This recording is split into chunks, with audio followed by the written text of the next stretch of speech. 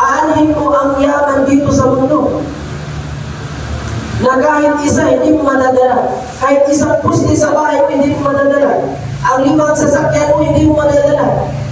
Anong madadala mo, kapatid, sa pananampalatayang Islam? Ang mga mabubuti mong gawa, ang iyong mga ginawa dito sa mundo. Yan ang iyong dadalhin doon sa kabilang buhay.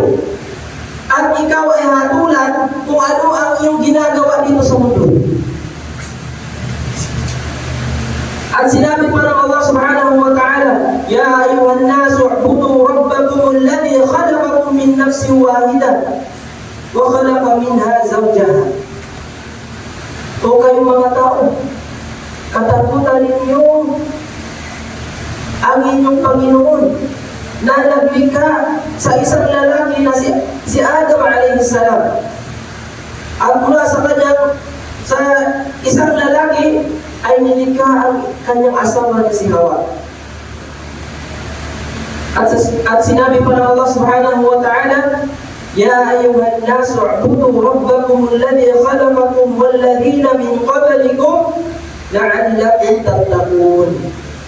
Usap katauhan, sambahin ninyo ang inyong Panginoon na siyang lumikha sa inyo at sa mga nauna sa inyo, upang sakali kayo ay matutong matakot kay Allah subhanahu wa ta'ala.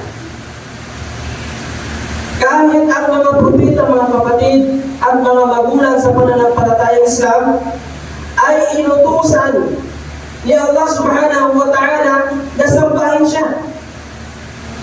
Walang propeta na nag-utos na sumamba ng kahit sino maliban kay Allah subhanahu wa ta'ala. Lahat ng propeta sa lahat ng kanilang mga nasyon ay nagturo ang lahat ng mga propeta na sambahin lamang si Allah subhanahu wa ta'ala.